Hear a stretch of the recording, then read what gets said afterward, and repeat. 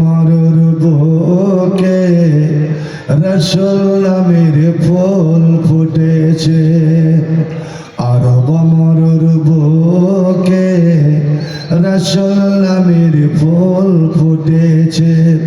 সেই ফুলেরই সুবাসে মন পাগল হয়েছে। আমার রাসূল এসেছে, ববে শান্তি এসেছে। আমার নবী এসেছে, ববে শান্তি এসেছে। আরব মরুর বুকে রাসূল নামের ফুল ফুটেছে। সেই ফুলেরই সুবাসে মন পাগল হয়েছে। আমার রাসূল এসেছে, ববে শান্তি এসেছে। আমার নবী এসেছে, ববে শান্তি এসেছে। পিয়ারা নবী আমার, তুমি দিনের জ্যোতি, আল্লাহর হাবিব কামলিওয়ালা, তুমি হীরামতি। পিয়ারা নবী আমার, তুমি দিনের জ্যোতি, আল্লাহর হাবিব কামলিওয়ালা, তুমি হীরামতি। তোমায় পেয়ে বিশ্বজাহান। স্টেজ হিসাবে মাইকের অবস্থা তো দুর্দান্ত আপনাদের। এইখানটায় কথা বলছে তো হরেনে টানে না। মাইক বল কোথায়? এইভাবে যদি মুখ লাগিয়ে কথা বলতে হয়, বক্তার অবস্থা কি থাকে বলেন তো? তোমায় পেয়ে বিশ্বজাহান ধন্য হয়েছে। আমার রাসূল এসেছে, ববে শান্তি এসেছে। আমার নবী এসেছে, ববে শান্তি এসেছে। তোমার নামে দরুদ পড়ে, করে সবাই গুণগান।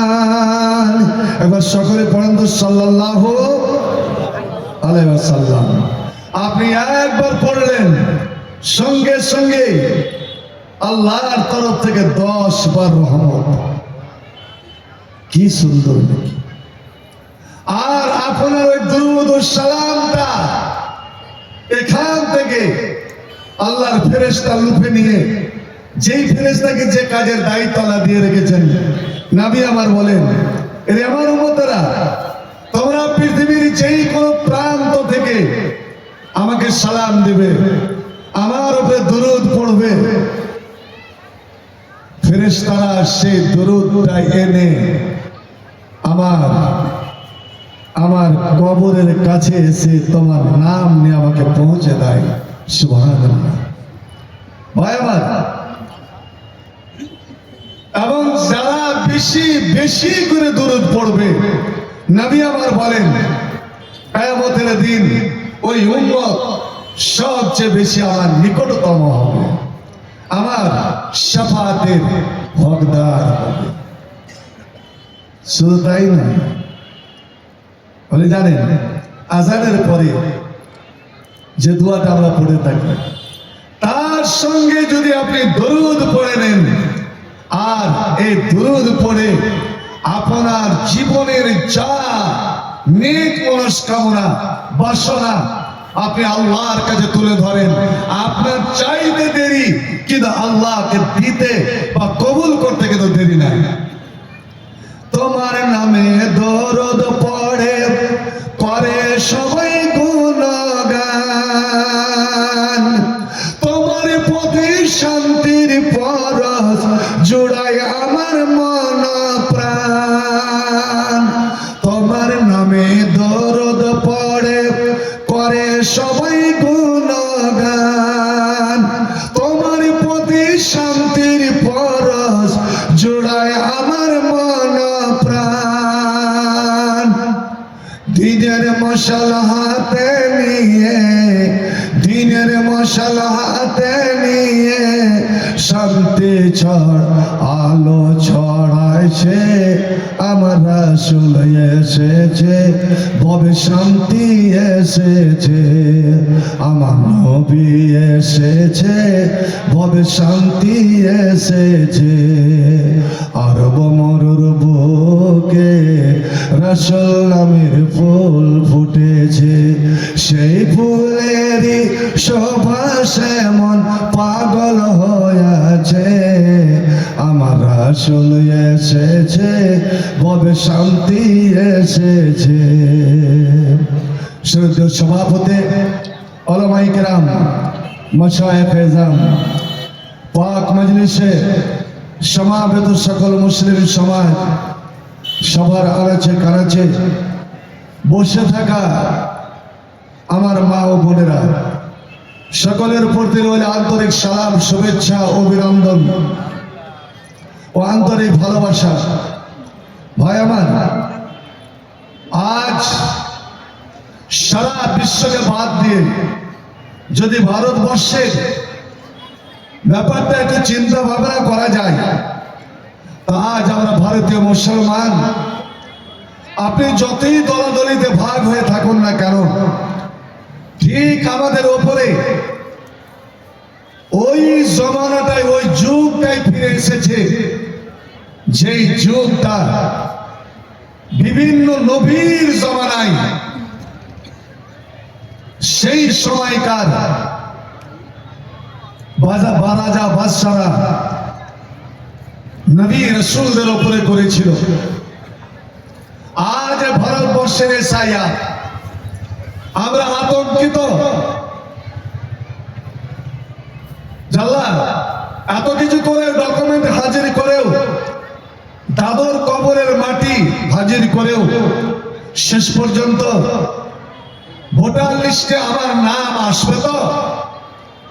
আমি বাংলায় টিকে থাকতে পারবো তো? আমি ভারতের নাগরিক হব তো? না, আমাকে বাংলাদেশ ব্যাক করা হবে, ফেলে দেওয়া হবে। বাংলাদেশ তো আমাদের নেবে না, পাকিস্তানও নেবে না, তবে যাই কোথায়? তাহলে ডিটেনশন ক্যাম্পে আমাদের যেতে হবে, আমাদের জেলবন্দি হতে হবে। বন্ধু আমার, হযরতে মুসার জামানায় ফেরাউনও করেছিল, কিন্তু শেষ পর্যন্ত জয় কে হয়েছিল? বিজয়ের হাসি কে হেসেছিল?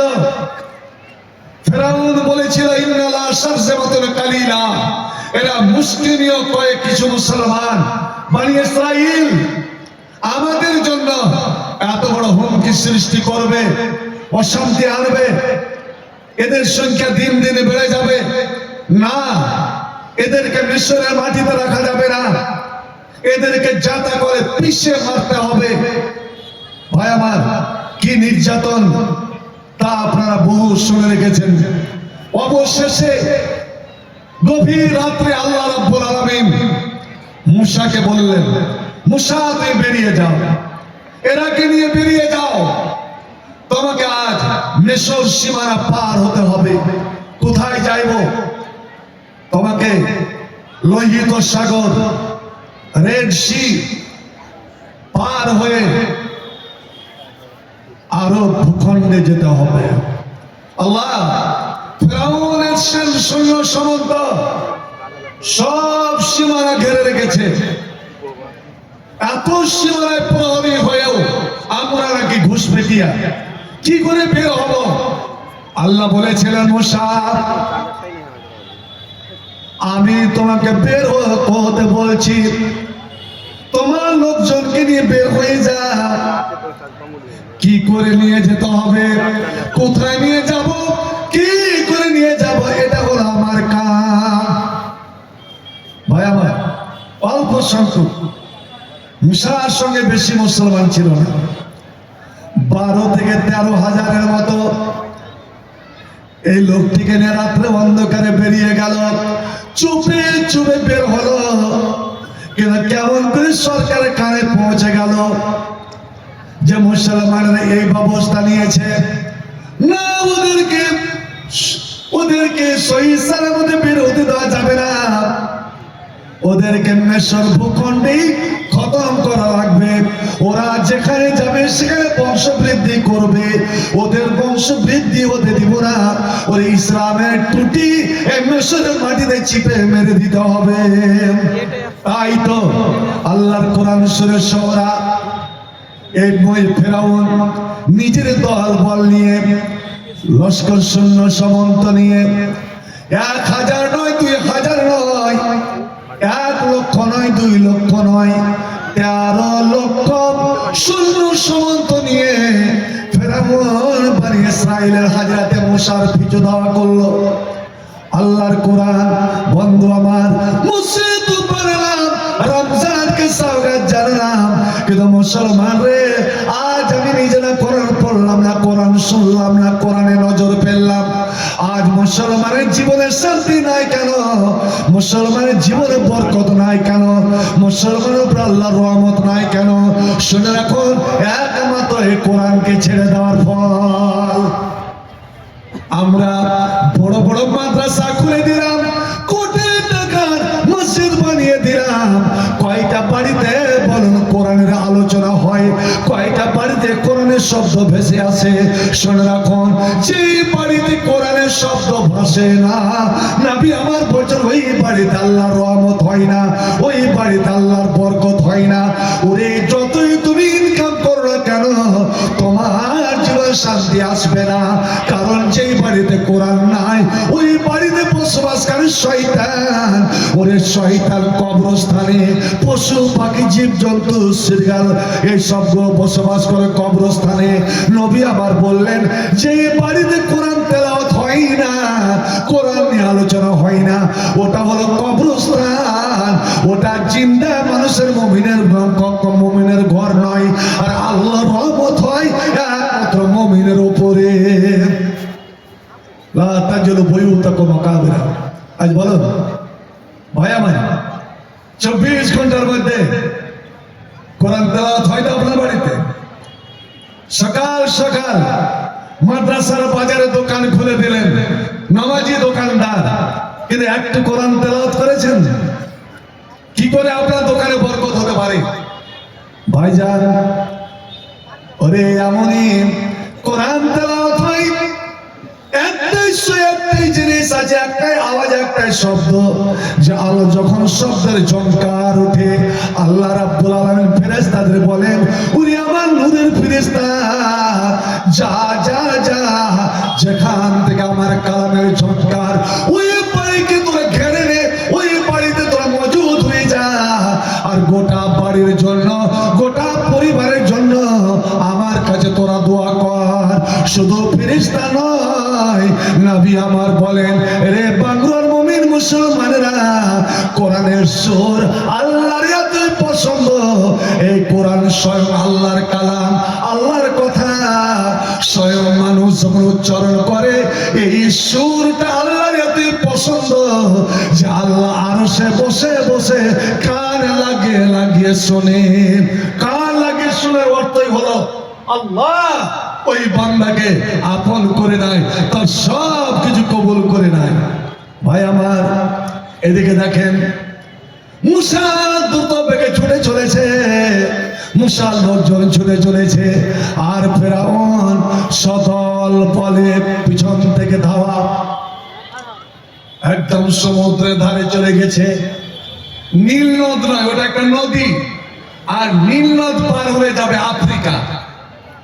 আর মুসা আসছে কিন্তু এশিয়া, সৌদি আরব।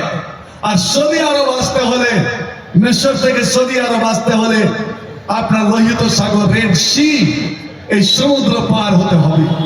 আল্লাহু আকবার, সামনে সমুদ্র, আর এত গভীর রাত, সমুদ্রের যে হুঙ্কার, ঢেউয়ের যে হাক ডাক, এরা দূর থেকেই আতঙ্ক, এশায়ার আতঙ্কে কত যে হার্ট ফেল করলো, কত কে হার্ট ফেল করে গেল, দুইবার 3বার করে ওর ডকুমেন্ট সব নাকচ হয়ে যাচ্ছে। ভাইজান, শুধু আপনার নামটা ভোটার লিস্টে উঠাবার জন্য এত ব্যতিব্যস্ত, এতই চিন্তিত, এতই ছুটাছুটি। তবে আমি বলছি জানেন, মুসলমানের উপরে কতগুলো বিপদ যে আছে আল্লাহর পক্ষ থেকে এসছে, ওটা ওকে সংশোধন করার জন্য। মুসলমান, আমি আমলের দিকে যাচ্ছি না, ইমানের দিকে যাচ্ছি না। এরা কর্মক্ষেত্রেও একটা ভুলে ভরা। যে আগেকার বাপ দাদারা নামগুলো ঠিক রেখেছে কি? এই এসআই এর মাধ্যমে আপনার নামের সংশোধন হচ্ছে। বলেন আপনার বেটির নাম মানোয়ারা খাতুন, স্কুল লাইফে আর মানোয়ারা খাতুন, সব মানোয়ারা খাতুন, আর যেমনই বিয়ে দিয়ে দিলেন ওরা মানোয়ারা বিবি। বলেন খাতুন দিয়ে বিবি করে হয়। আবার ভাগ্যক্রমে যদি আপনার জামাই মারা যায় তখন মানোয়ারা বেওয়া। ইসলামের বেওয়া কোথায় আছে বলেন? 60-70 বছরের একজন মেয়ে ছেলে যে স্বামী মারা যায়, ওর বিয়ার প্রয়োজন নাই, তবুও ইচ্ছা করলে 4 মাস 10 দিন পরে বিয়ে করে নিতে পারে। ইসলাম এতটুকু অধিকার দিয়েছে। ইসলামের বেওয়া বলে কেউ নাই। ইতিহাসের যারা ছাত্র পড়েছেন, আল্লাহ নবী তো 9টা স্ত্রী বিধবা, নবী তো 9টা স্ত্রীকে রেখে মারা গেছেন। কোনদিন দেখেছেন কি আয়েশা বেওয়া, হাফসা বেওয়া, জাইনাব বেওয়া? না তো। এটা কে রাখলো? আপনার নামই পুরুষদেরই নাম রাখেন। যেখানে আল্লাহ তোমার পাপড়ে পড়ে যাবে, নবী আমার বলেছেন, ওরে তোমাদের ছেলে মেয়ে যখন জন্ম নেবে তুমি একটা সুন্দর দেখে নাম রাখো। কখন নাম রাখবে? হয় পেটে থাকাকালীন, এখনো তোমার ছেলে মেয়ে হয়নি, পেটে আছে, তুই নাম নির্বাচন করে নিতে পারো। তার প্রমাণ আল্লাহর কোরআন। জাকারিয়াকে বলছে তোমার তো কবুল, তোমার স্ত্রী পেট থেকে একটা ছেলে জন্ম নিবে। ওরে এখনো জন্ম নেয়নি, এখনো তোমার স্ত্রীর পেটে ছেলে আসেনি, আমি আল্লাহ নাম রেখে দিলাম ইয়া। জন্মের আগেও নাম রাখতে পারেন, আর জন্মের সঙ্গে সঙ্গে নাম রাখতে পারেন। হাজরাতে মারিয়ামের মা বলছে, আল্লাহ আমি বেটা চেয়েছিলাম, হলো বেটি। আমি চেয়েছিলাম তোমার কাছে বেটা, কিন্তু দিলে তুমি বেটি। আল্লাহ বলছে, ওরে হান্না, তোর এই বেটি সাধারণ বেটি নয়। যেমন এই কথা বলা, সঙ্গে সঙ্গে বলছো সম্মানিত মারিয়াম, আমি আমার মেয়ের নাম মারিয়াম রেখে দিলাম জন্মের দিনই। আল্লাহ নবী নিজের ফুফাতো ভাইয়ের ছেলে, হযরত আয়েশার বহিন বেটা আসমার ছেলে আব্দুল্লাহ, জুবাইরের বেটা আব্দুল্লাহ নাম জন্মের দিনই সকালবেলা ওই কাপড়ে লেপটে নিয়ে চলে গেছেন। নবী তাকে বুকে নিলেন, কোলে নিলেন, আর একটু থুতু নিয়ে তার ঠোঁটে লাগিয়ে দিলেন, খেজুর চিবিয়ে তার আলা জিবাতে লাগালেন, আর নাম রাখলেন, আমি নাম রাখলাম আব্দুল্লাহ। নবী আমার বলেন, সুন্দর নাম রাখো, কারণ এই নাম ধরে আল্লাহ রাব্বুল আলামিন ওর বাবার মায়ের বংশের নাম ধরে আল্লাহ ডাক দিবেন। তা আল্লাহ যদি দেখে যে হলো খাতুন, তারপরে হলো বিবি, তারপরে হলো বেওয়া, আমি কোনটা নাম ধরে ডাক করে? এসাইর এটা হচ্ছে কোনটা নাম আসে? কোনটাতে মোহাম্মদ করেন তো? মোহাম্মদ আব্দুল হক, মোহাম্মদ আব্দুল হক। আব্দুল যখন বেঁচে গেল তখন মোহাম্মদ কেন আর বসবে? এই যে সংশোধন, বন্ধু আমার, আমার বলার উদ্দেশ্য যে আমি ভারতে থাকতে পাবো কিনা এসআইআর জন্য ছুটাছুটি। বন্ধুরে, তোমাকে দাঁড়াতে পারবে না, তোমাকে দেশ করতে পারবে না। এটা আমার সংবিধান দিয়েছে আমাকে অধিকার, আর আল্লাহ দিয়েছে অধিকার। আল্লাহ মুসলমানকে বলছে, রে শোনো, তোমরা আমাকে আঁকড়ে ধরে নাও, আমার দিনকে তোমরা আঁকড়ে ধরে নাও, তোমরা মুমিন হয়ে যাও। ইন্নাল আরশা লিল্লাহ, এই জমিনের মালিক আমি আল্লাহ। এই জমিন হচ্ছে আমার, এই জমিন কারে বাবার নয়, কারে বাবা তো সম্পত্তি নয় যে যখন ইচ্ছা আমি অন্যদেরকে তাড়িয়ে দেব। না, এই জমিন হচ্ছে আমার, আমি জমিনের মালিক। আর এই মালিকানা, আমি এই জমিনের পরিচালনার ভার আমি ওদেরকে দেব যারা আমার মুত্তাকি পরেজগার বান্দা। আগে তোরা মুত্তাকি হয়ে যা, আগে তোরা পরেজগার হয়ে যা, আগে তোরা মুমিন হয়ে যা। দেখ আমি আল্লাহ তোদের পা তোদের কোমর আমি এমন কি ভবিষ্যৎ করে দিই এই মাটি থেকে তোরাকে চুল পরিমাণ লড়াতে পারবে না। ভাই আমার তার চাক্ষুষ প্রমাণ বুখারী শরীফের হাদিস। 10 জন সাহাবীকে নবী ইসলামের দাওয়াত দিতে পাঠালেন।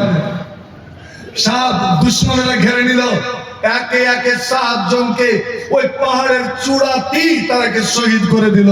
3 জন কত রকম ভাবে নেমে এলো, ওনাকে যখন সান্ত্বনা দিল তোমরা নেমে এসো, আশ্বাস দিচ্ছি তোমাকে ছেড়ে দিব, তোমাকে বাড়ি ফিরিয়ে দিব, তোমাদের কোনো ক্ষতি করব না। এরা তবুও বলেছিল আমরা কাফের মুশরিকের কথায় বিশ্বাস করি না। আমাদের নেতা মাথারা যখন আসে কত রকমের ভুলি হাওড়ায়, সব বিশ্বাস করেনি। কোনদিন মুসলিম তোমার বন্ধু হবে না, বিশ্বাস করি না। আরে বিশ্বাস কথা দিলাম এ শোনা। আর যেমনই 3 জন নেমে এসেছে, 3 জনের ভাত পিছামড়া করে চামড়া দিয়ে ফেলে দিল। ওর মধ্যে একজন সাহাবী ছিলেন, তার নাম হলো তারিক বিন আব্দুল্লাহ। নওজোয়ান তারিক বিন আব্দুল্লাহ, এ গাদ্দারের দলেরা, এ ধবির জাফরের দলেরা, তোরা না আল্লাহর নামে কসম খেয়েছিলি যে তোমাদের কোনো ক্ষতি করব না। হাজা আউয়ালুল গাদরে, এটাই তোর প্রথম গাদ্দারি। প্রথম গাদ্দারি যে 15 লাখ টাকা করে তোর প্রত্যেকের অ্যাকাউন্টে দেব। হায় রে মুসলমান, এ মুসলমানেরা ব্যাংক অ্যাকাউন্ট যে কত খুলেছিল, বিনা টাকাতে অ্যাকাউন্টে 15 লাখ তো ঢুকছে। সবাই ধরল বন্ধু। এবার ও বলছে হাজা আউয়ালুল গাদরে, এটা প্রথম গাদ্দারি। আমাদের সঙ্গে যে তোমরা কি ব্যবহার করবে তা আমার বোঝা হয়ে গেছে, আমি যাব না। আম্মানা ফালা উসাইবুকুম, আমি তোমাদের সঙ্গে যাব না। ওরা ছিল 100 জন আর এরা 3 জন, সবাই পিছে মনে করে বাঁধা। আমি ওদের সঙ্গে যাব যে আমার 7 ভাই 7 জন শহীদ হওয়া মাত্রই ওদের রূহটা তোতা পাখির রূপ নিয়ে জান্নাতে যে উড়ে চলে গেছে ফুরত করে, আমি ওদের সঙ্গে হয়ে আমি জান্নাতে যেতে চাই। এই লে আমি বসে গেলাম। এবার আমাকে নিয়ে যাওয়া হয়, তোরা নিয়ে যা কেমন করে। বসে গেল, কোমরে কোমরে জিঞ্জির বাঁধা হলো, হাতে পট্টি, কোমরে জিঞ্জির। 100 জন কাফের টাহিচা শুরু করে দিল। বন্ধু আমার, আল্লাহর সৈনিক, আল্লাহর সৈনিক, আল্লাহর ভালোবাসা, আল্লাহর প্রেম নিয়ে আমি যাব না।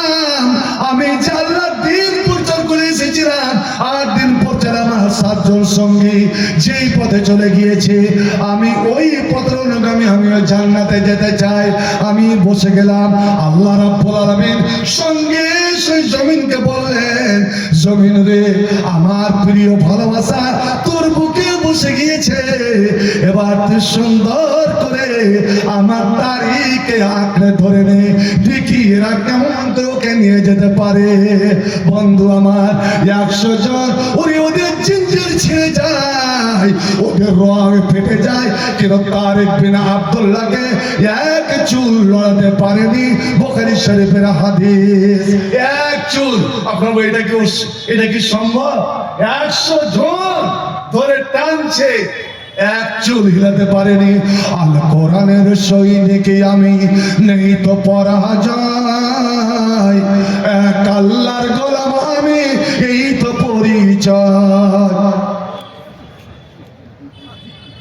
এই দুনিয়ার ছবি নকল, এই দুনিয়ার ছবি নকল, আসল কিছু নাই, এক আল্লাহর গোলাম আমি, এই তো পরিচয়।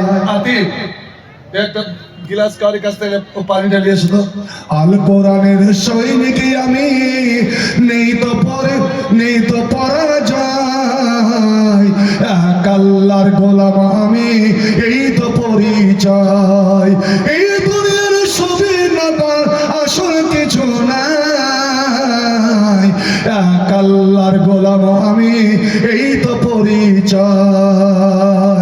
কোরআন হাদিস শাসনতন্ত্র, রাসূল আমার নেতা, উৎসব আমার চির আমার, ইতিহাস বীর কথা।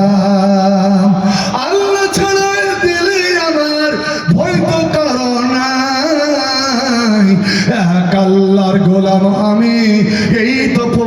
পরিচয়। জীবনের চেয়ে ইমানের দাম জানো অনেক বেশি। মুসলমান জীবন দিতে পারে, কিন্তু কি দিতে পারে না ভাই বলেন? তার উত্তরটা আপনাদের কাছ থেকে নিব।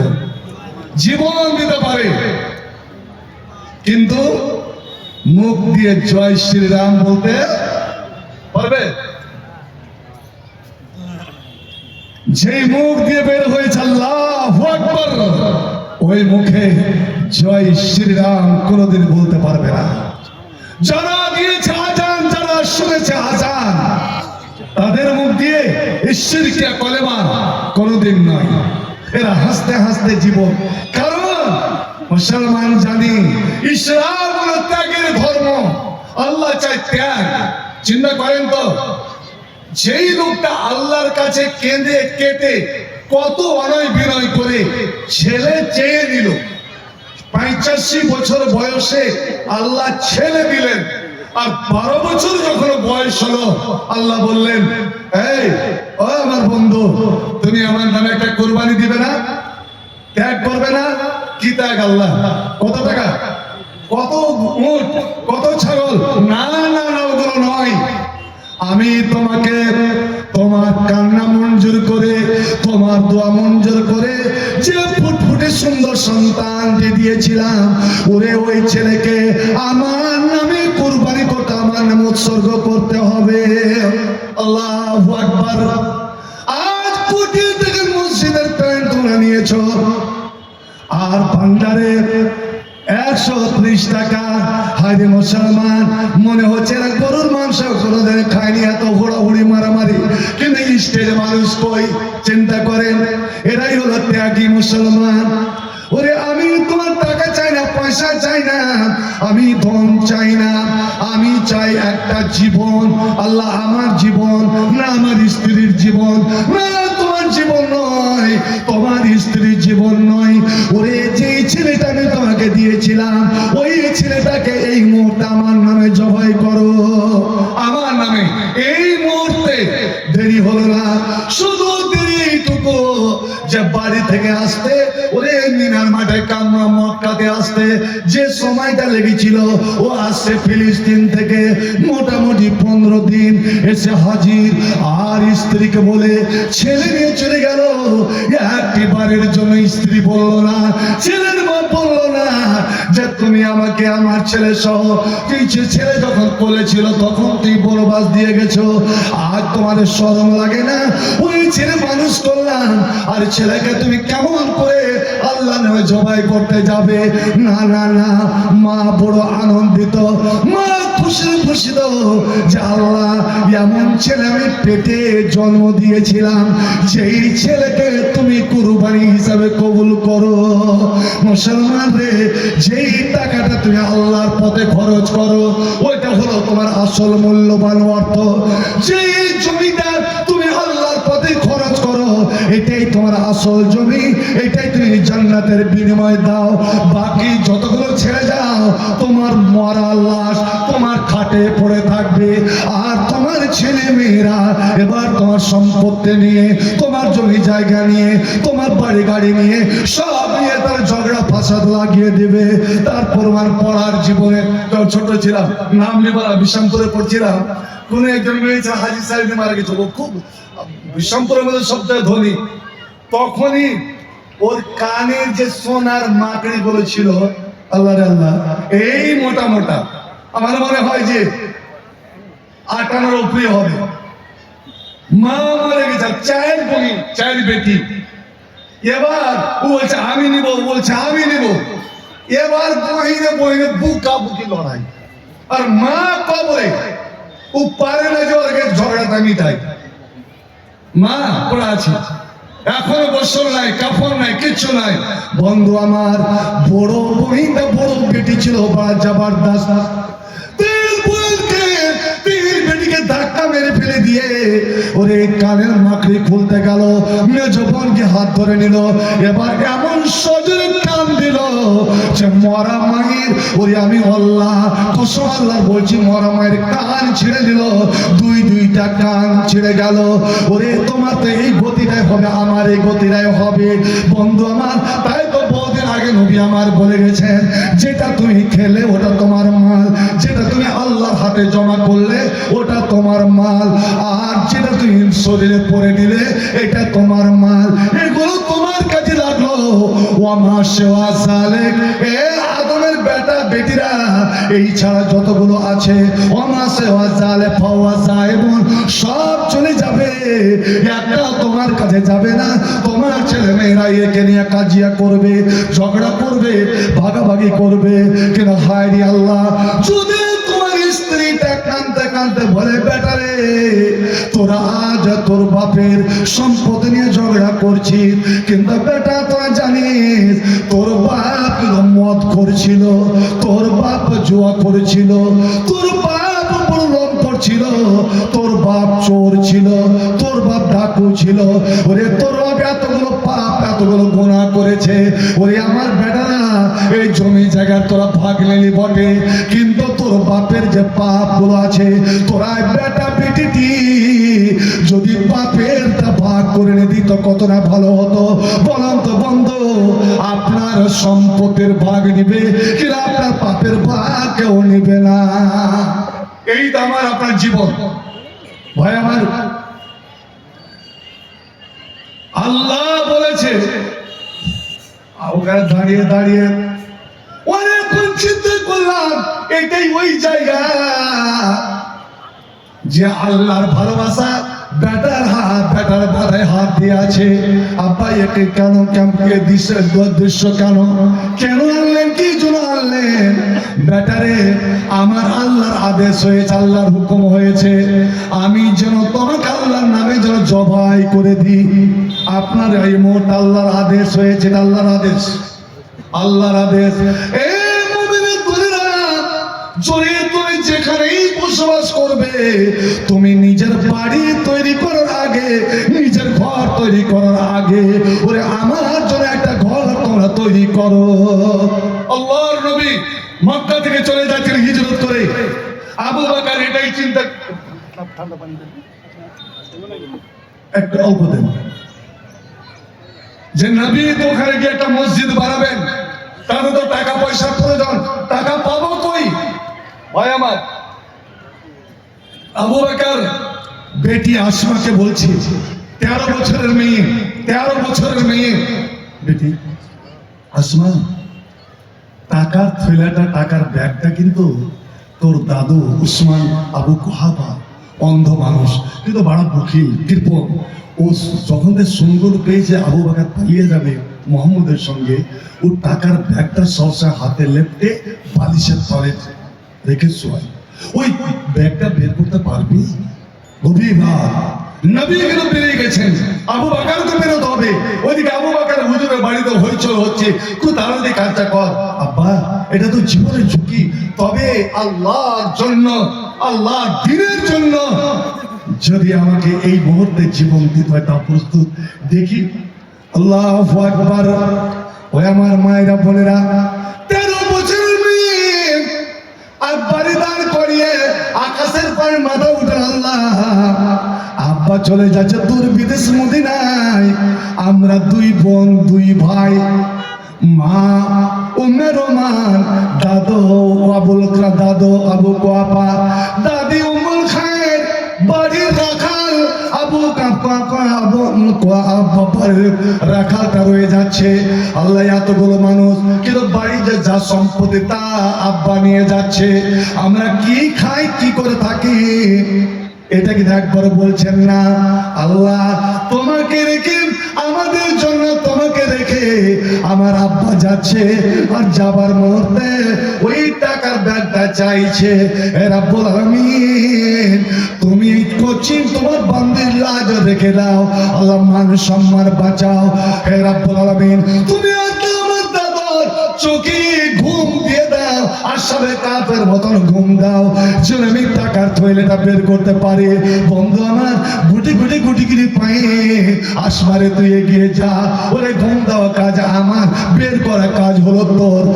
বের করে নিলেন 40,000 রূপ মুদ্রা, 40,000 রূপ মুদ্রা।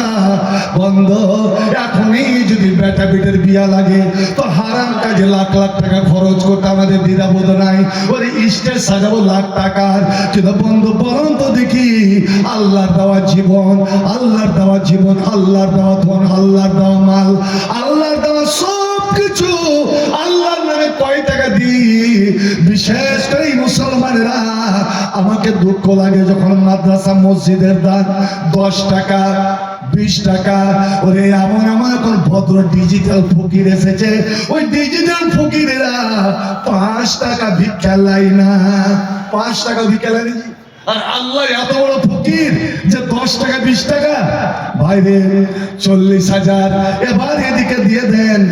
আল্লাহ এদিকে আল্লাহ কি করলেন, ওই 40,000 ও তো ছোট ছোট ছোট ছোট গুটি গুটি পাথর রেখে একটা থৈলাতে ভরে দিয়ে আবার দাদর বালিশের তলে রেখে দিচ্ছে। আল্লাহ দাদু যখন জাগবে ও টাকার জন্য চেঁচামেচি করবে। এ রাব্বুল আলামিন, চাঁদি আর পাথর এক আওয়াজ হবে না। আল্লাহ এটা আমি করলাম একমাত্র তোমার দিনের জন্য, তোমার নবীর জন্য, ইসলামের জন্য। রাব্বুল আলামিন আমার মান সম্মান তুমি বাঁচিয়ে নাও। কিভাবে বাঁচলো কি বাঁচলো না এখানকার কথা এখানে রাখুন। আর ওদিকে চলেন, নবী মদিনায় পা দিয়েছেন 14 দিন থাকলে এক জায়গায়, তারপরে জুমার দিন তিনি মদিনাতে পা দিচ্ছেন। আল্লাহু আকবার। যে মক্কা বসে যে জন্মস্থানের আদিবাসীরা আমার নবীরে থাকতে দিল না, যারা নবীকে এক নজর দেখেনি, সে মদিনার ছেলে মেয়েরা ছোট বড়রা নবীকে এক নজর দেখার জন্য তালা, নবীকে বাড়ি নিয়ে যাওয়ার জন্য তালা, ওরা লাইন লাগিয়ে দিল। ছেলেদের লাইন, মেয়েদের লাইন, বড়দের লাইন, ছোটদের লাইন। জায়গা না পেল ফুলের ছাদের উপরে, গাছের উপরে তারা দাঁড়িয়ে আছে আর নবীকে অভিনন্দন জানাচ্ছে। নবী যখন এগিয়ে চলেছেন, নবীর উটের মোহর ধরে, উটের রশি ধরে সবাই টানাটানি করছে, হুজুর আমার বাড়ি আসেন, আমার বাড়ি আসেন, আমার বাড়ি আসেন। আল্লাহ, এতগুলো মানুষ আর আমি একাই কার বাড়ি যাই, কার বাড়ি যাই না। যার বাড়ি যাবো সে আনন্দ পাবে, যার বাড়ি যাবো না মনে দুঃখ পাবে। এমন সময় জিবরাইল চলে এলেন আর জিবরাইল এসে বললেন, নবী গো, এই ভালোবাসার আল্লাহ রাব্বুল আলামিন একটা পথ বলে দিয়েছেন, আপনি এদের বলে দেন আমার উটকে তোরা ধরে টানাটানি করিও না। ফাইন্না মামুরা, এই উট চলেছে, গিয়ে চলেছে আল্লাহর আদেশে। উটের মোহর, উটের নাকিল আছে জিবরাইল ফেরেশতার হাতে আর চালাচ্ছেন স্বয়ং আল্লাহ। ওরে আমার উট হাঁটতে হাঁটতে নিশ্চয় কাউরি বাড়িতে, কাউরি জায়গাতে বসে যাবে, কাউরি ডিতে বসে যাবে। আর যার ডিতে বসবে, আমার আবহাওয়ার জনতা তোমরা শুনে নাও, মদিনার লোকেরা তোমরা শুনে নাও, আমার উটকে ছেড়ে দাও, আমার উটকে নিজের মনে এগুতে দাও। ওকে আল্লাহ হাঁকাচ্ছে, আল্লাহর নিগরানিতে চলতে দাও।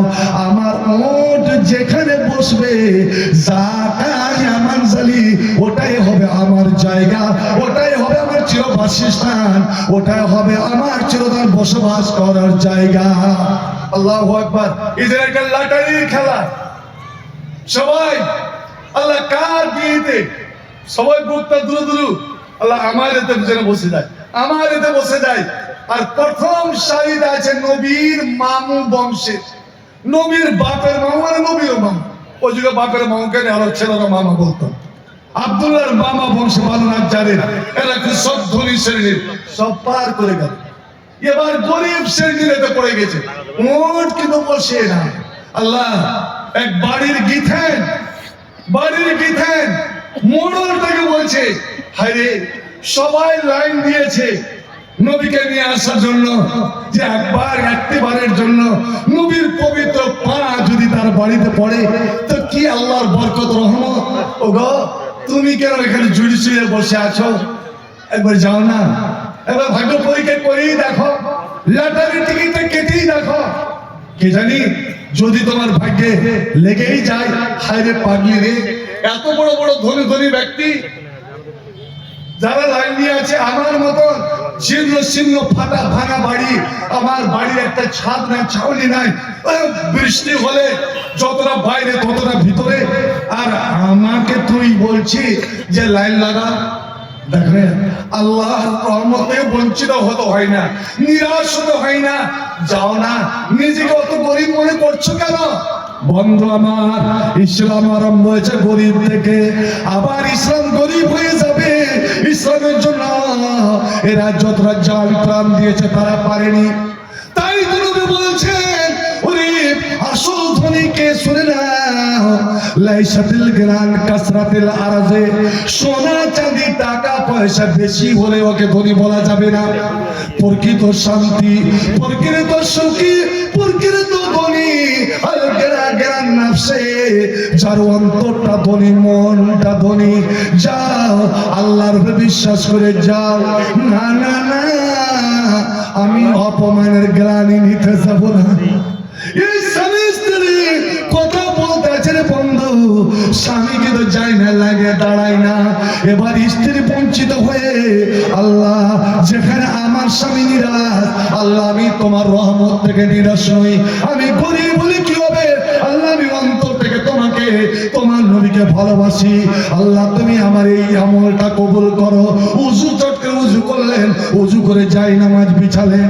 বাদশা বিন উমাইরের শিক্ষা দেওয়া, যাই নামাজ বিছিয়ে সিজদায় পড়ে সেবার কান্না শুরু করে দিলেন। সিজদায় নবী আমার বলেন, ওরে তোরা যদি কিছু আল্লাহর কাছে নিবি, কিছু যদি নিবি তো সিজদায় পড়ে বেশি বেশি করে দোয়া কর, বেশি বেশি করে চোখের পানি ঝরা। ফাকসের দোয়া ফাকা মিনুন আই মুস্তাজাব লাকা, কারণ বান্দা যখন সিজদায় পড়ে যায়, আল্লাহ আর বান্দার মধ্যে সমস্ত ব্যবধান ঘুচে যায়। তুই বন্ধু, তুই প্রেমিক যেন মিশে যায়, ওই সময়কার দোয়া কবুল হতে কোনো আর দেরি থাকে না। মেয়েটা কাঁদছে, আল্লাহ যেখানে আমার স্বামী আল্লাহ নিরাশ, আমি কিন্তু নিরাশ নই। তোমার পবিত্র নবীর কদম আমার বাড়িতে তুমি ভালো। আর ওই সময় হইচই শুরু হয়ে গেছে, সিজদায় পড়ে বেচারি কাঁদতে আছে, আর হইচই শুরু হয়ে গেছে। আরে এ তো মদিনার সবচেয়ে গরিব, সবচেয়ে গরিব, এর বাড়িতে এ গিয়েতে উঠ বসে, মানে উঠকে উঠিয়ে দিল। বন্ধ, ওঠ 3 কদম এগিয়ে গেল, 3 কদম এগিয়ে এসে এগিয়ে গিয়ে আবার উঠ ঘুরে গেল, আর ঘুরে গিয়ে প্রথম যেই জায়গাতে বসেছিল ওই জায়গাতে বসে গেল।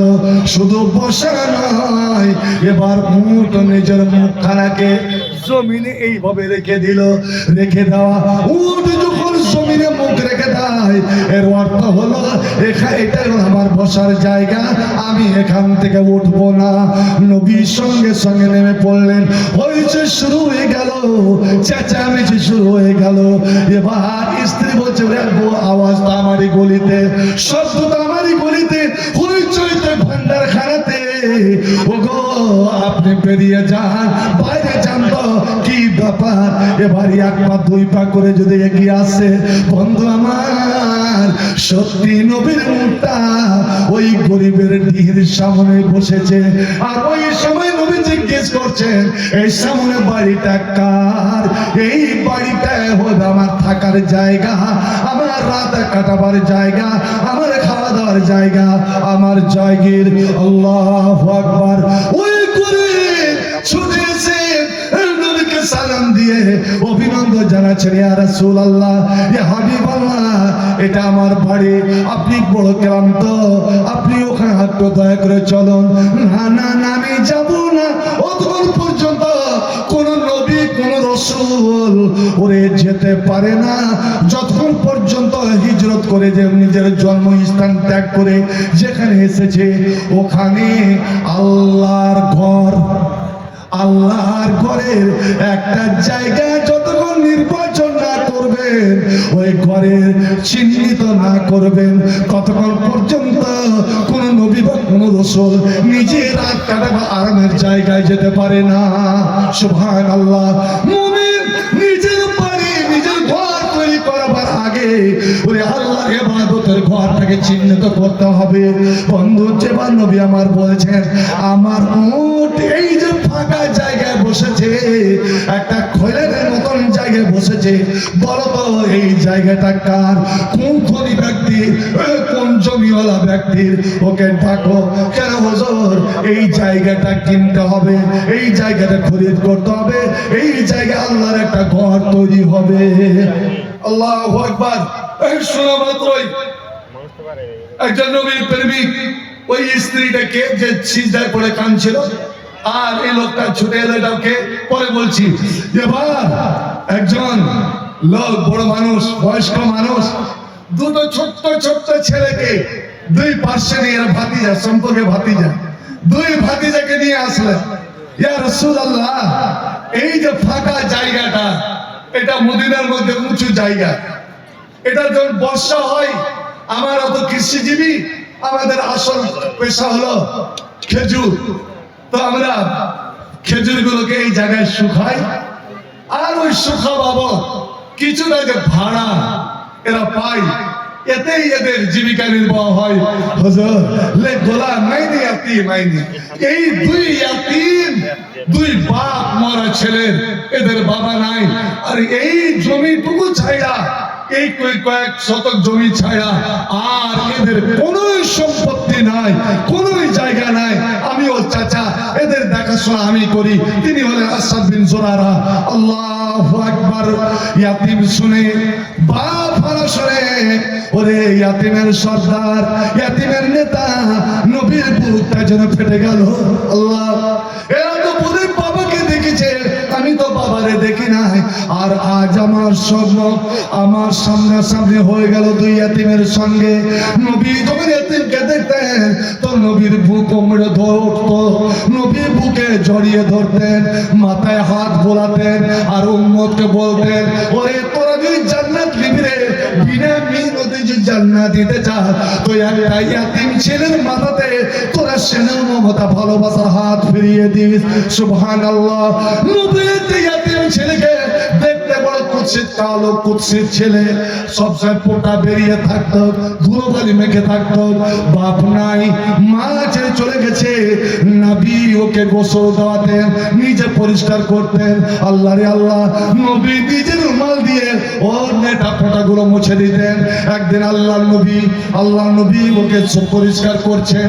আম্মা জান আয়েশা নবীর চাইতে বলছে, ইয়া রাসূলুল্লাহ, আমরা বিবিরা থাকতে, আমরা স্ত্রীরা থাকতে আপনি নিজেই বিনয় পরিশ্রম করছেন কেন? এই আবর্জনাগুলো সাফ করছেন কেন? দেন, আমাকে দেন, আমি পরিষ্কার করে দিচ্ছি। আয়েশারে আগে তুই বল, আমি তোর স্বামী, আমি স্ত্রীদের সামনে এই কাজটা করছি, তুই আমাকে করতে দিবি না? আমার সম্মানে এই ছেলেকে তুই পরিষ্কার করতে আসিস না, এই ছেলের মহব্বতে, এই ছেলেকে ভালোবেসে, এই ছেলের মায়া মমতা দিয়ে আল্লাহকে খুশি করার জন্য তুই একে পরিষ্কার করবি? বল। হুজুর, আপনার জন্য নয়, এই ছেলে আমার ছেলে তুল্য, আমার ছেলে তুল্য, আমি এই ছেলের মায়াতে এবং একমাত্র আল্লাহর জন্য এই ছেলেকে ভালোবাসায় পরিষ্কার করব। নবী বললেন, আয়েশা তবে তুই পরিষ্কার কর, ফালাকিল জান্নাহ। আর আমি আমি তোর স্বামী মুহাম্মদ রাসূলুল্লাহ বলছি, তোমার জন্য হলো জান্নাত। নবী জড়িয়ে ধরলেন। এবার ওই দুই ছেলেকে বলছেন, তোমরা তো ছোট্ট দুই খোকা, ছোট্ট দুই ইয়াতিম বাচ্চা, তোমরা তো দান করতে জানো না, খরিদ বিক্রি তোমরা জানো না। ও মদিনাবাসী, পরিবারের বংশধরেরা, সাহাবে মুনি, তোমরা এদের পক্ষ থেকে জমিটার দাম করো, কত দাম নিবে? এবারে দুই ছেলে বলে উঠছে, হুজুর কেন? ইয়া রাসূলুল্লাহ, কেন কেন এরা দাম করবে? বলছে, ওরে আমার ছোট্ট ভাইরা, এতিম ভাইরা, এখানে আল্লাহর একটা ঘর তৈরি হবে। সুবহানাল্লাহ। যেই ঘরে নামাজ পড়ে আসছেন, এবং যেটা রিয়াজুল জান্নাহ, যেটা রিয়াজুল জান্নাহ, আগে মানুষ হাজিরা ওহরও যেত, এখন অনলাইনে আপনার সেখানে লাইন করতে হচ্ছে। যারকে ভাগ্য তারাই পাচ্ছে, ওরে যারকে ভাগ্যে তাই নাই, ও রিয়াজুল জান্নাতে যেতে পারে না। রিয়াজুল জান্নাহ ওই জায়গাটা ওই দুই ইয়াতিমের জায়গার উপরে আছে বন্ধু আমার। নবীর মিম্বার ওই দুই ইয়াতিমের জায়গায় আছে। নবী গো, কেন আপনি দামের কথা বলছেন? এখানে আল্লাহর একটা ঘর নির্মাণ হবে আর চিরতরের জন্য জোর হবে। ওরে শুধু তাই নয়, এই ঘরে আল্লাহর যতদিন ইবাদত হবে, যত মানুষ ইবাদত করবে, বাবার ভাই শাহাবুদ্দিন জিজ্ঞেস করেন, লক্ষ লক্ষ লক্ষ লক্ষ মানুষ সব পড়তে মাসে নামাজ পড়তে আছে। ওরে দুই ভাই শোনা, যত মানুষ নামাজ পড়বে এক রিকাতের নেকি 1000, আর 1000-এর মধ্যে 500 নেকি যে পড়লো তার আমল নামাতে, আর যার জমি তার আমল নামাতে 500 নেকি। সুবহানাল্লাহ। ওরে দিন তোমার অর্ধেক ওর অর্ধেক। এই জন্যই আমি এখানে আল্লাহর ঘর নির্মাণটা করব, মসজিদ নির্মাণ করব। যে মসজিদে এখন 42টা গেট, 42টা গেট, আর আপনার 800টা ছাতা, চার এক একটা ছাতার নিচে ওরে 450 করে নামাজি নামাজ আদায় করে। একই সঙ্গে মসজিদে নববীতে কত লোক যে নামাজ পড়ে আপনি যান, একবার জিয়ারত করে আসেন বন্ধু আমার। ওই ছেলে তো আবু বকর, বলো তুই দাম কত নেবে? আবু বকর তুমি দাম তুই এসেছো তো হুজুর, আমি প্রস্তুত আছি। এবার ওই দুই ছেলে ডুকরে ডুকরে ওয়াজর নয় কাঁদতে আরম্ভ করেছে। নবী চমকে গিয়েছেন, হঠাৎ মজলিস থমথম হয়ে গেল। কি ব্যাপার হয়ে গেল? এই ছেলে দুজন কান্না শুরু করে দিলে কেন? কেউ যেন বলছে কাঁদবে না কেন? কেন কাঁদবে না? ওরে এইটুকু জমি, এই জমিটায় যদি খরিদ করে নাই, এই জমিটায় যদি মসজিদে নিয়ে নাই, আব্দুল্লাহ ইবনে উবাই ও সবদুলের দল বলেছে, তবে এই দুই ছেলের থাকলোটা কি বার হইল? এই জন্য কান্না।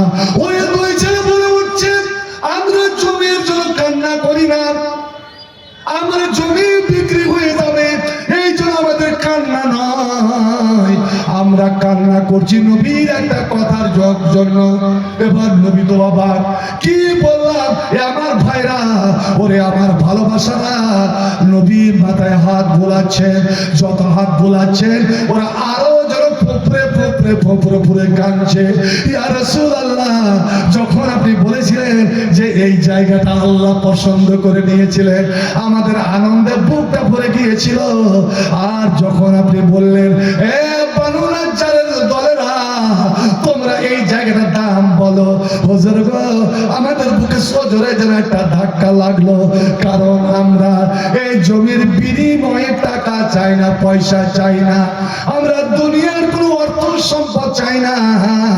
কারণ টাকা পয়সা আজ আছে কাল নাও বা থাকতে পারে, আমরা টাকার বিনিময়ে এই জমিটা আমরা বিক্রি করব না। আল্লাহ যখন পছন্দ করেছেন, ইয়া রাসূলুল্লাহ, ইয়া হাবিবাল্লাহ, আপনি সাক্ষী থাকুন, বল হেবাতাল্লাকা ইয়া রাসূলুল্লাহ। আল্লাহ আল্লাহ রাসূলের জন্য আমরা এটা দান করে দিলাম। একবার সুবহানাল্লাহ বলুন।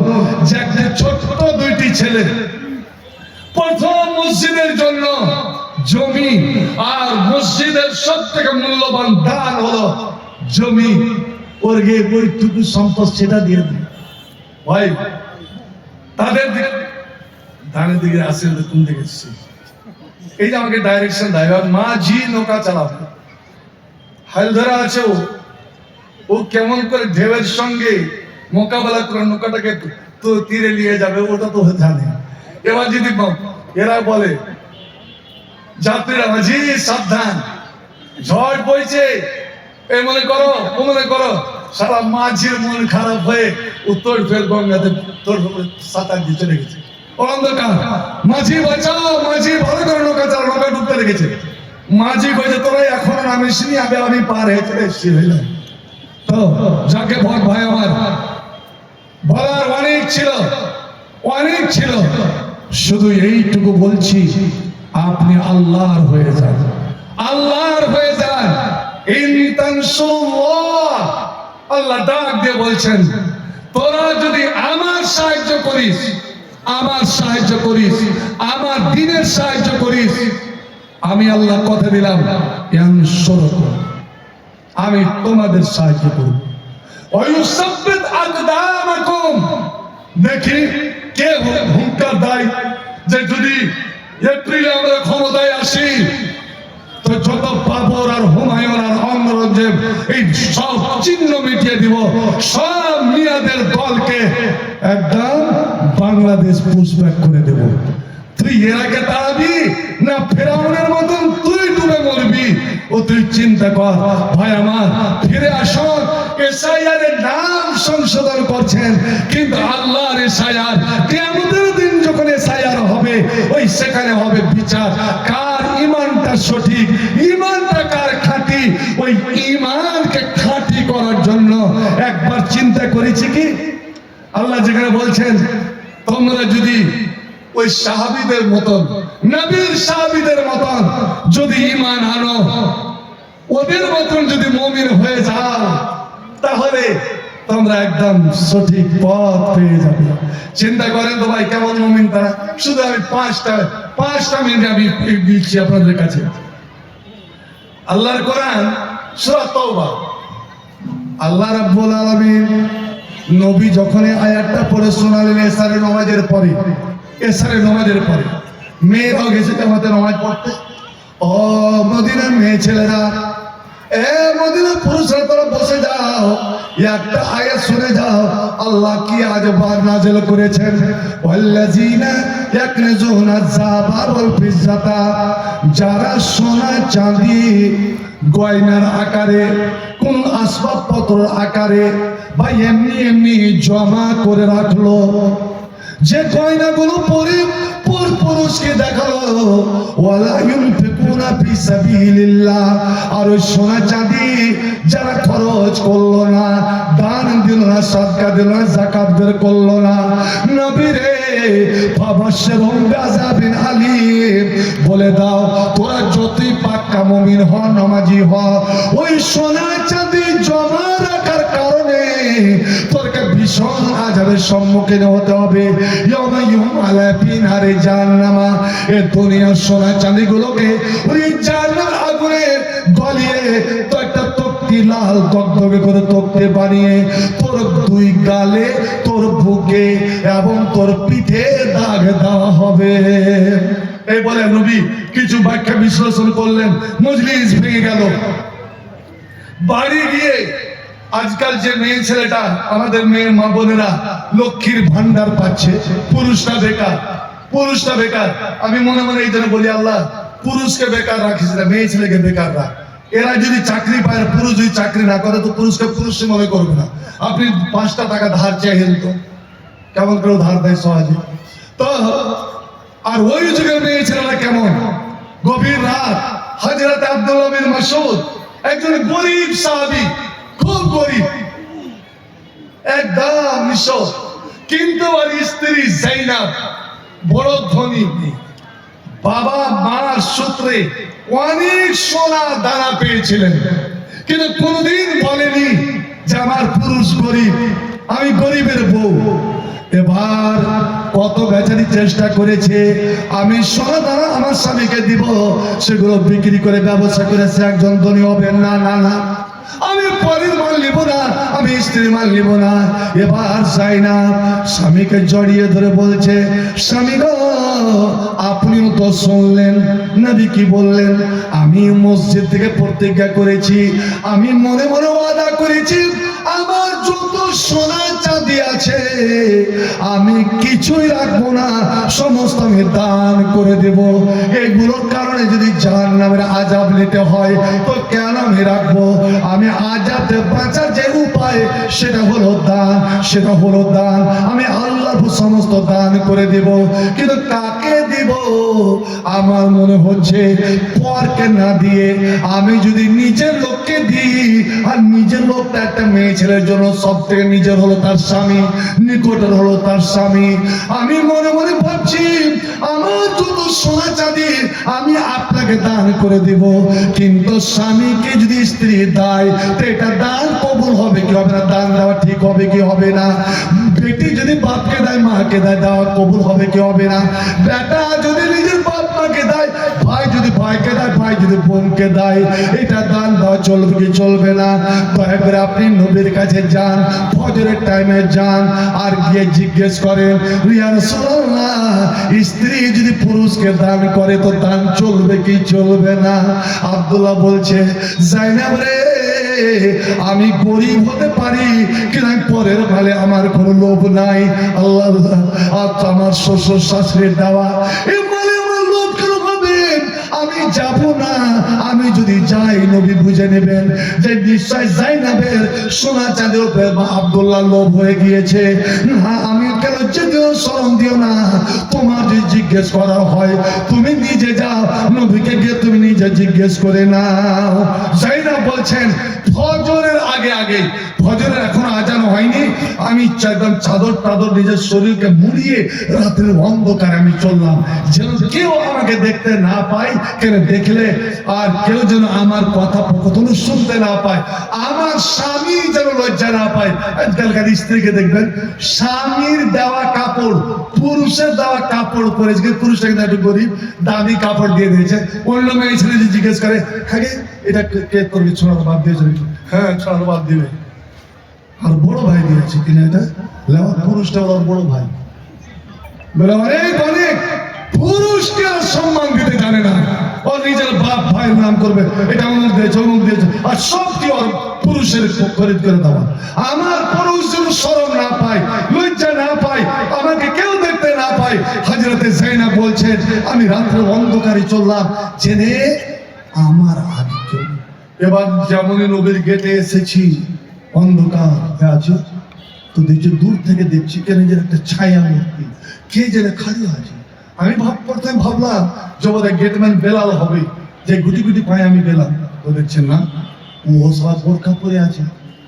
আর বোরকা তো মতলব পরে না, যেমন অনেক হিন্দু বোরকা পরে, হ্যাঁ, মুসলমানকে বদনাম করার জন্য। ভাই আমার, এই গাদ্দার কোনদিন মুসলমান নয়, গাদ্দারি যুগে যুগে করেছে তারাই, আজও করছে।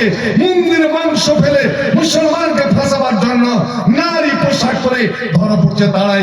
কিন্তু এ গদি মিডিয়া নিশ্চয় যদি একটা আব্দুল কাজ করে, তাহলে তো একদম সব ন্যাংটায় নাচতে আরম্ভ করে দিবে। আর যদি ওরা করে, তবে চুপ।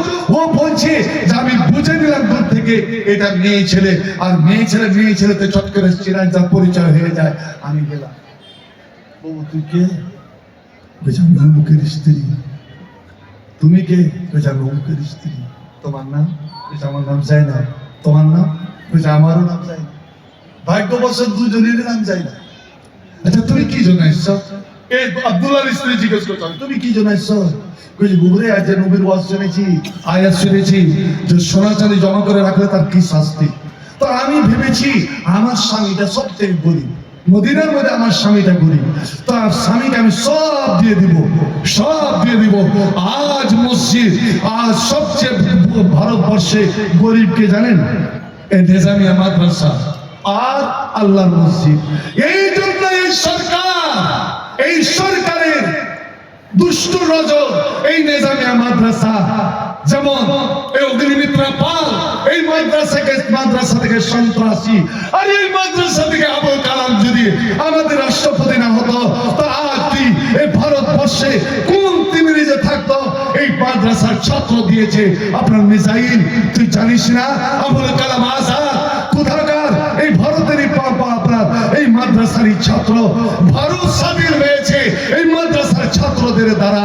আপনার অসীম সরকার এই নারায়ণ কোরআনের বিরুদ্ধে, আপনার মজলুম হলো এই মাদ্রাসা, আর গরিব হলো এই মসজিদ। বন্ধু আমার, আপনারা এই গরিবের দিকে এগিয়ে আসবেন কিনা? তো আমার স্বামীকে দিব, তো জায়েজ হবে কি হবে না? তাই বুবু, আমি নবীকে জিজ্ঞেস করতে এসেছি, তুমি কি জন্য এসছো? এবার আব্দুল্লাহর স্ত্রী বলছে এসছে, আমিও ফায়দা, হাদিসের শব্দ ফায়দা, হাজাতি হাজাতহা, আমি যে দরকারে এসেছিলাম ও ওই দরকারে। এবার গেটে টোকা দিলাম, কে? বেলালে গিয়ে এলো। বেলাল, বেলাল আমরা এসছি, নবীকে একটা জিজ্ঞেস করো তো, যে স্ত্রী যদি পুরুষকে দান করে, যারা আপনারা বলছেন আমরা নিজের মসজিদে যদি দান করি এটা চলবে কি চলবে না, আর কি মুসলমানের একটা নিয়ম আছে, আমি বাংলার মসজিদে দিলে তো আমার বেশি নাম হবে না, ফতেপুরে যে দিই একটা নারায় তাকবীর দিবে আর আমার নাম হবে, আর টেনে দিয়ে যা খাসের মাংস খাওয়াবে। ভাই আমার, আমাদের ওখানে হাজি সাহেব ছিল, ও যখন তার আগে বলতো যে মাওলানা আমি দান দিয়ে কাউকে করি না, আজকালকার মানুষ দেখে দান করবে নাম নেবার জন্য, আমি দান করে কাউকে বলি না। খানপুর মাদ্রাসাতে 5,000 দিয়েছি, তাও কাউকে করিনি আমি। আর আপনি জালালপুরে যখন ওই দান উঠাচ্ছিলেন না, হয়তো 10,000 দিয়েছিলেন যে আমি ওই যখন দাঁড়া দিয়েছিলেন, তাও আমি কাউকে করে বেড়াই না। হজরতপুর ইবনুল কোরআনে 5,000 দিয়েছি, তাও আমি করিনি। আর আমাদের নিজের মাদ্রাসা 15,000 দিই প্রতি বছর, তা আমি কাউকে বলি না। কথা বুঝতে পারছেন তো? আর রমজান মাসে মৌলানা, রমজান মাসে বিশ্বব্যাপী দিন, প্রত্যেক রমজান মাসে, রমজান মাসটা কোন মাস ভাই? রোজার মাস না? এই রোজার মাসে বিশ্বব্যাপী দিন মৌলানা শামসির হাটে আমি 200 ফকিরকে রুটি খাওয়াই, তাও আমি কাউকে বলি না। আমি বলছি মাশাআল্লাহ, আলহামদুলিল্লাহ, আলহামদুলিল্লাহ। আলহামদুলিল্লাহ বললেন, আলহামদুলিল্লাহ এই জন্য পড়লো যে আপনি জাহান্নাম যাওয়ার রাস্তাটাতে যে কাটামাটা পড়েছিল, আপনি আগে ভাগেই জাহান্নামের রাস্তাটাকে ঝাড় দিয়ে সাফ, আর যে রেগেছে মনের কত বড় কথা বলছেন।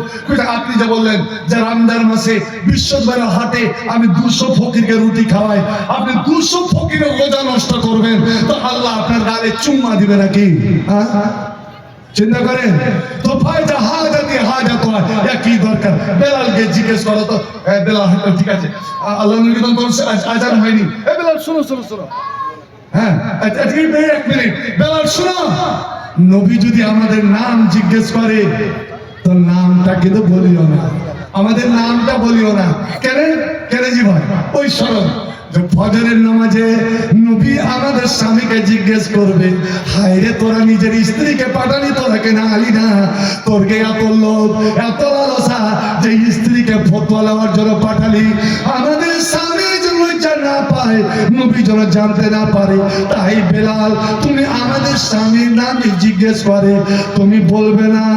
বলবে না তো? বলছে না, বলবে না তো? না। এবার বেলাল কে কে আছে বাইরে? বলছে হুজুর জাইনাব। জাইনাব নাম বলে দিয়েছে, জাইনাব। ওয়াইউ জাইনাবে এ বেলাল, কোন জাইনাব? ওরে আমার বেটির নাম তো একটা জাইনাব, আমার স্ত্রীর নামও জাইনাব, উমুকের নাম জাইনাব। আবা জায়ানো ফিল মদিনাতে কাসীরা, মদিনাতে অনেক অনেক জাইনাব, এটা কোন জাইনাব তুমি বলো? বলছে ইয়া রাসূলুল্লাহ ইমরাত আব্দুল্লাহ, আব্দুল্লাহ বিন মাসউদের স্ত্রী জাইনাব। আপনারা বলুন মাওলানা, কথা দিলে কথা রাখতে হয়। ওরা দুইজন কথা নিয়েছিল, বেলাল রে তুমি ফতোয়া জিজ্ঞেস করবে, কিন্তু আমাদের নাম তুমি বলবে না, আমাদের নাম তুমি বলবে না। কিন্তু যেমন নবী বললেন কে, সঙ্গে সঙ্গে জাইনাব কেন বলে দিল? বন্ধু এই জন্যই যে আমি আপনাকে কথা দিয়েছি, সাধারণ মানুষকে কথা দিয়েছি আমি বলবো না, কিন্তু আমার নবী জিজ্ঞেস করেছেন আর আল্লাহ কোরআনে বলে দিয়েছেন, এরে মুমিন মুসলমান, যখন আল্লাহ এবং আল্লাহ রাসূল তোমাদের ডাক দেবে, ওরে সঙ্গে সঙ্গে, এমনকি যদি নামাজের হালাতে থাকো তো নামাজ ছেড়ে তুমি দৌড়ে যাও তোমার নবীর কাছে, তুমি দৌড়ে যাও। বন্ধু আমার, এই জন্য বেলাল সঙ্গে নামটা বলে দিলেন। নবী আমার বললেন যাও জাইনাবদের বলে দাও, ওরা দুইজনকে বলে দাও, ওরে তুমি অন্য জায়গায় যদি দান করো তো তুমি একের বদলে 10, তোমার একটাই দান করা হবে। আর যদি তুমি নিজের লোককে দান করো, নিজের লোককে দান করো, তো ফালাকে আজরান, তোমার জন্য ডাবল ডাবল নেকি। বন্ধু আমার, ওখানে আসার পরে যেমন আদেশটা শুনলেন, সঙ্গে সঙ্গে জাইনাব যতগুলো সোনা দানা ছিল সমস্ত নিজের স্বামীকে দান করে দিলেন। ওরা কি মুসলমান? যে দুইজন ইয়াতীম ছেলে ওই জমিটা নিঃস্বার্থে নিঃস্বার্থে তারা একমাত্র আল্লাহ আল্লাহ রসুলের জন্য দান করে দিচ্ছেন। বলে হেবাতাল্লাহ ইয়া রাসূলুল্লাহ, ভাই আমার, আজ আমাদের সামনে পরীক্ষা, আমাদের পরীক্ষা।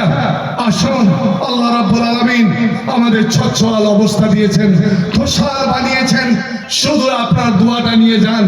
এখন আমার দোয়া, আমার সভাপতি মহাশয় আলেম ওলামাদের দোয়া কবুল হবে কি হবে না তার কোনো গ্যারান্টি নাই, কিন্তু নূরের ফেরেশতা একবার যদি আপনার জন্য আমিন শুধু বলে দেয়, সঙ্গে সঙ্গে কবুল।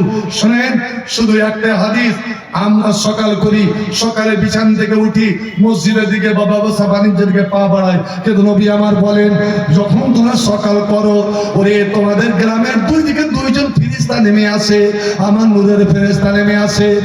আজ রাত্রি জালসা হলো, সকালে তোমাদের গ্রামের দুই পাশে দুইজন ফেরেশতা, একজন আমার কাছে দোয়া করে, বলে চিল্লা চিল্লা বলে, আল্লাহ রাব্বুল আলামিন পাক করে দিলাম, আজ তোমার ঘরের জন্য যে মহত্বপূর্ণ সভা হয়েছিল, ওই জালসাতে আল্লাহ যারা হাত খুলে, মন খুলে, প্রাণ খুলে, বুককে উজাড় করে তোমার দেওয়া মাল তোমার পথে খরচ করলো।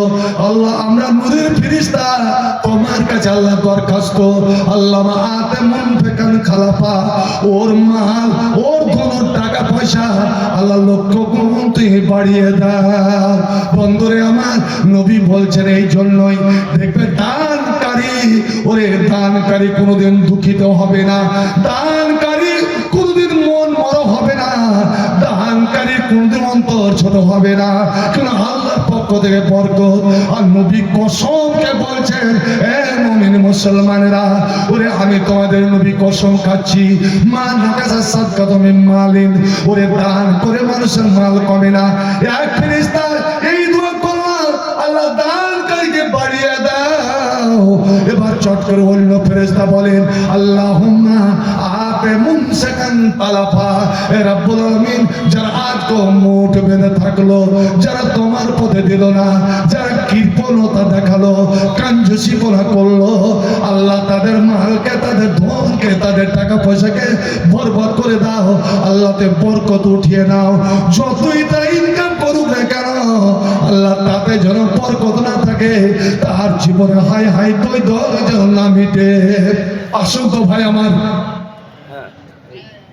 মহিলাদের দান হাই মাদ্রাসা ৮,৪৮০ টাকা। মহিলাদের দান হাই হাই মাদ্রাসা মানে কি? হাই মাদ্রাসা ফিল্ডে যে স্টেজ জি আছে। জি জি। আচ্ছা আচ্ছা, হাই মাদ্রাসা ফিল্ডে যে মহিলা স্টেজ, সেখান থেকে ৮,৫০০-এর মতন মহিলাদের আলহামদুলিল্লাহ। আর আমি ভেবেছিলাম এটা যে কোন একজন বোধহয় সর্বপ্রথম ১০,০০০ টাকা দান করছেন, এটা আমি ভেবেছিলাম। আসুন তো ভাই আমার, কোন আল্লাহর বান্দা, কোন ভাই আমার, কোন নবীর প্রেমিক এই বর্তমান এই অবস্থাকে সামনে রেখে দানের মধ্যে যে শক্তিটা আছে, এই শক্তি কোন ইবাদতের মধ্যে নাই। আপনি যেই নিয়তে, যেই উদ্দেশ্যে আপনি দান করবেন, আল্লাহ আজ মুসলমানের এই অবস্থা যেন আল্লাহ মুসলমানের সুদিন যেন ফিরিয়ে দেয়, মুসলমানের উপর থেকে এই দুর্দিনটা, দুর্দশাটা যেন কেটে যায়।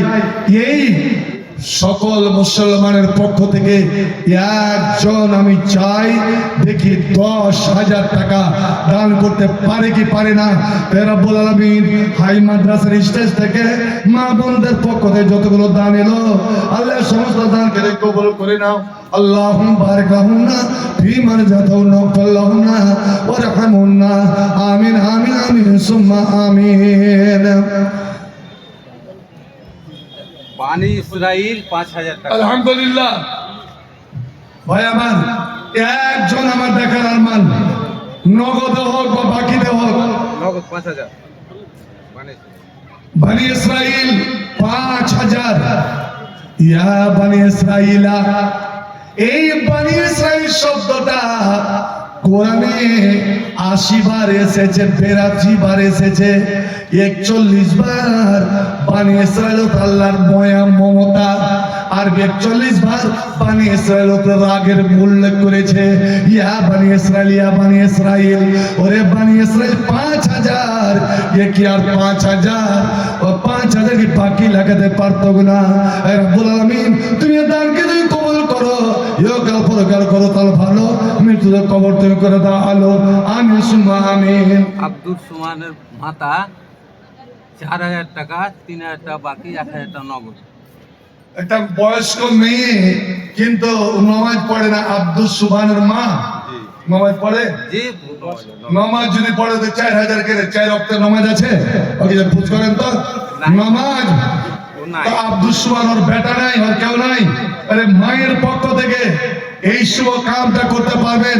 আব্দুল সুবহানের মা 4000, মাশাআল্লাহ আলহামদুলিল্লাহ, 5000 নগদ আর 3000 বাকি। এখানে মাওলানা মুজিবুর রহমান সাহেবের স্ত্রী মারা গেছে বাড়ি হলো। আলহামদুলিল্লাহ, মাওলানা মুজিবুর রহমান সাহেবের স্ত্রী মাওলানা সাহেব নিজে মারা গেছেন। কানের ঋণ, নতুন ঋণ, আল্লাহু আকবার, এখনো চকমক করছে। আর আমার মনে হয় এটা স্বর্ণকারের নয়, আমার বোধ হয় শোরুম থেকে কিনা, অর্থাৎ যেই দামে নিয়েছে এখন যে বিক্রি করে তার থেকে বেশি দামে বিক্রি হবে। ভাই আমার, বেটা বেটি ভাগ নিল না, কেউ ভাগ নিল না, সেই মৃত্যুর জন্য আল্লাহর পথে জমা হয়ে গেল। মা বোন, এটাই হলো আসল দান।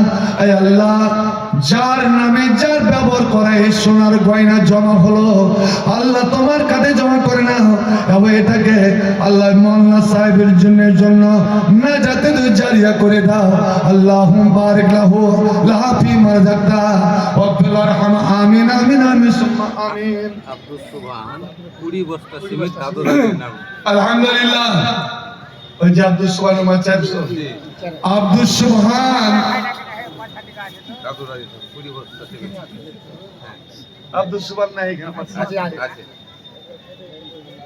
ভালো ইয়ে আছেন। হ্যাঁ আর সামনে, এই সামনে কোন মাস আছে যে ভাই? রমজান। রমজান। আরবি মাস 29 হয় আর 30 হয়, নবীজি বলছেন হয় 29 আর 30। আমাকে মেয়ে ছেলে যে অভ্যাস, যে রোজা যদি 30 29 হয়ে যায়, 29টা রোজা কইছে, এটা কথা কইতে বুঝে নিয়েছে। আলহামদুলিল্লাহ, আব্দুল সুবহান আয়া 30 রমজান, এক এক দিনের বদলে যদি এক একটা করে বস্তা, 30 বস্তা সিমেন্ট, আয় পাক পরওয়ারদিগার আলম, আল্লাহ হাজার হাজার লাখ লাখ বস্তা বস্তা বলতে কবুল করে নাও রব্বুল আলামিন।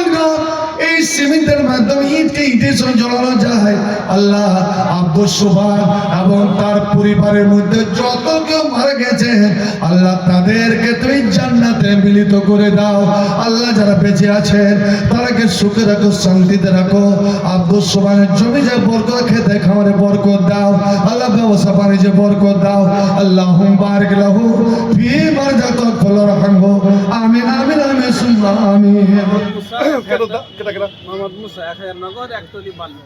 আলহামদুলিল্লাহ, মোহাম্মদ মুসা 1000 নগদ এবং 1 টলি বালি।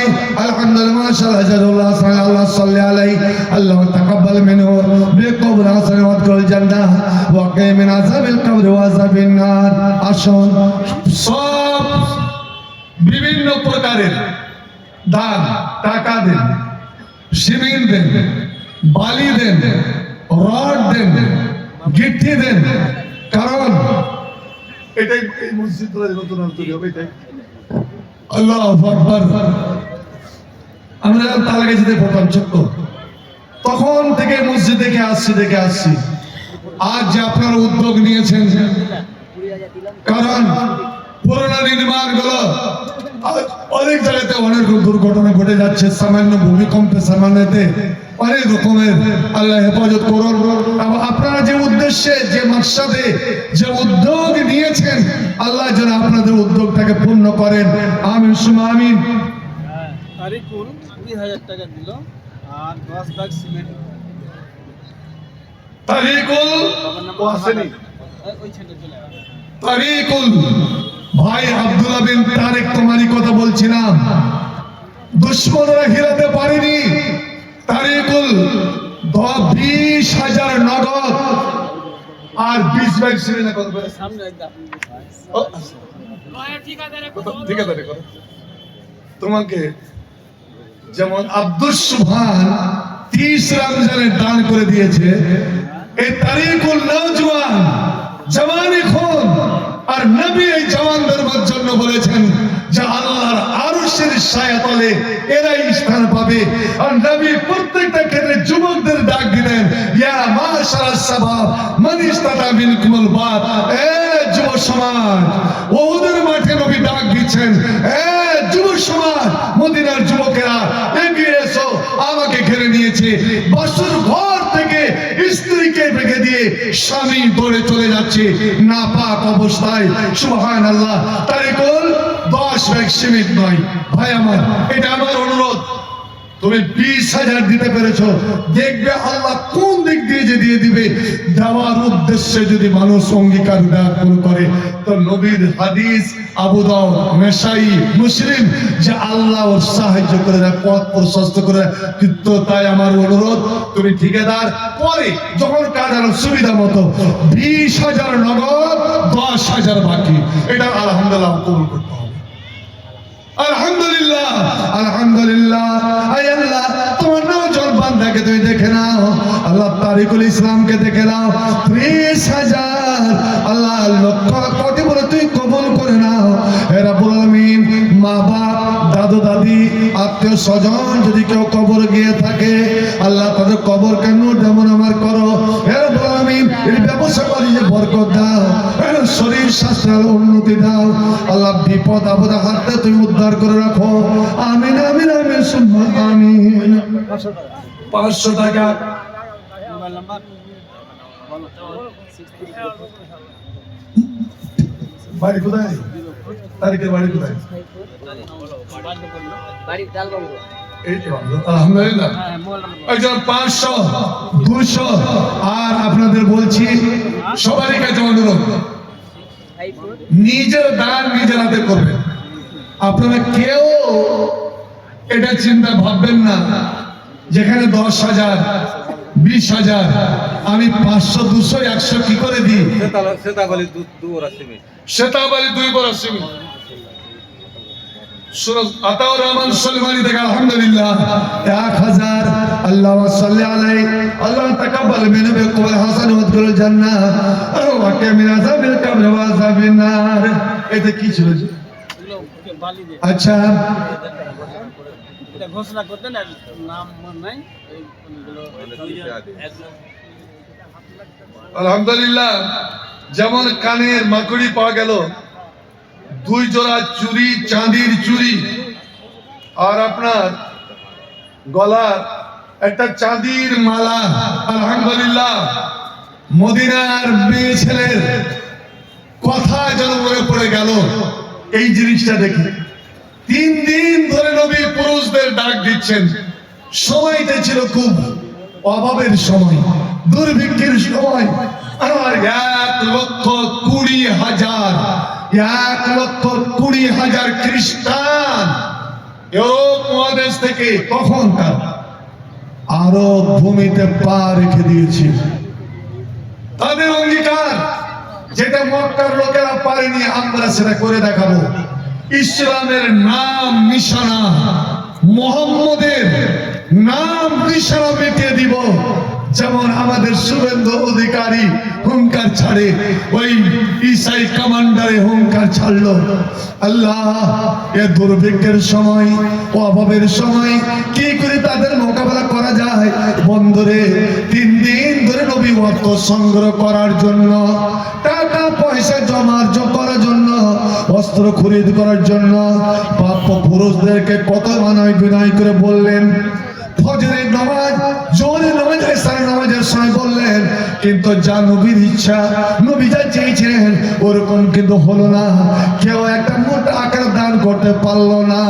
জোহরের ঠিক সময়, জোহরের নামাজের পরে নবী বেলালকে বললেন, বেলাল তুমি মিনারেতে চড়ো আর এক মদিনার এদিকে ওদিকে মুখ ঘুরিয়ে তুমি একবার হাঁক মেরে বলো, এ মদিনার মেয়ে ছেলেরা, ওরে ইসলাম বড় বিপদে, মসজিদ বড় বিপদের সম্মুখীন, তোমার নবী দুশমনের হাতে ঘেরাও পড়ে গিয়েছে, নবী টিকে কি টিকে না, এ মদিনার মেয়ে ছেলেরা, তোমাদের পুরুষেরা অপারক হয়ে গিয়েছে, ওরা দুর্বল হয়ে গিয়েছে, পারে না, তোমরা এই মুহূর্তে ছুটে এসো, নবীকে যদি চাও তো তোমরা যে যেখানে আসো ওখান থেকে তোমরা কাজ কাম ছেড়ে ছুটে এসো।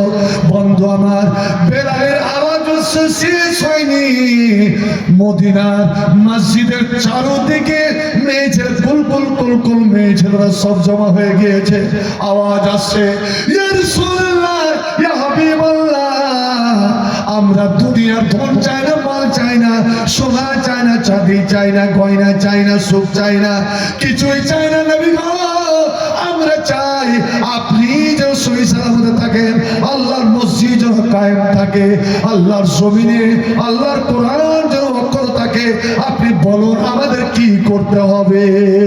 আল্লাহু আকবার। তাসাদ্দাকনা, তোমাদের একটাই কাজ, আজ তোমাদের মন প্রাণ খুলে সাজদা করতে হবে, ওয়ালা মিন হুল্লি কুন্না, যদিও তোমাদের পুরনো গয়নাগুলো দিয়ে হয়। শুধু নবী এই কথাটা বলেছিলেন, ঈমান। একজন মেয়ে ছেলে বলে উঠলো, হুজুর আপনি বেলালকে চাদর দিয়ে পাঠান। হযরতে বেলাল শক্তিশালী সাহাবী, চাদর নিয়ে হযরতে আব্দুল্লাহ বিন আব্বাস বলছেন, ফারাইতুহুন্না ইয়াবিনা আইদিয়াহুন্না, আমি দেখলাম এই ছেলেদেরকে বেলাল চাদর ধরে আছে, ওরা নিজের নিজের হাত কেউ তো নাকে, যার যে গয়না নাকে নিয়ে গেল, কানে নিয়ে গেল, গলায় নিয়ে গেল।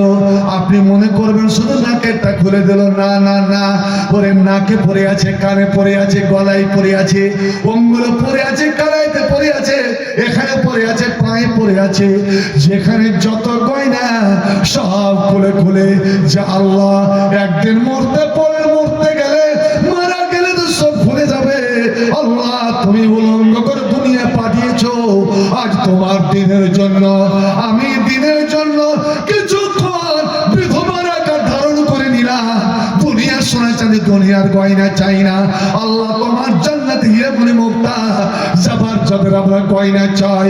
আল্লাহ কিছুক্ষণের মধ্যে ওরে বেলালের চাদরে এতটা সোনা চাঁদি জমা হলো যে বেলাল নিয়ে আসতে পারছে না, টানতে টানতে টানতে টানতে নিয়ে আসলেন। এবার নবী এইভাবে গয়নাগুলো এইভাবে নাচাতে লাগলেন আর বলতে লাগলেন, যেই উম্মতের মধ্যে যে উম্মতের মেয়ে ছেলেরা ওরে ইসলামের এই ভূমিকা নিতে পারে, শুনে নাও, ওই ইসলামকে কোনদিন দুশমনরা মিটাতে পারবে না। একবার জোরে বলুন আলহামদুলিল্লাহ।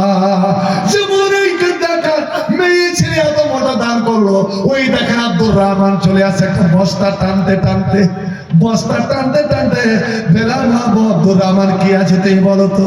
বলছে হুজুর বেশি কিছু নিয়ে আসেনি, আমার 50 কিলো সোনা এবং চাঁদি আমি করে জমা করে গেছিলাম, আমি সেটাই এনে আমি দরবারে জমা করে দিলাম। সুবহানাল্লাহ। কিন্তু চাঁদের ভাগটা বেশি আছে। হাজরাতে ওসমানের দিকে নবী তাকালেন, নবীর দুই বেটির স্বামী, নবীর ডাবল জামাই ওসমান, তোমার নাম যে গানি, তুমি কি করলে? হাজরাতে ওসমান ছুটে গেল, একটা বস্তা নিয়ে মাথায় করে আসলেন, কি আছে বলো? বলছে হুজুর 27.5 কিলো চাঁদি, 27.5 কিলো চাঁদি। না না না, তোমার দান হলো না।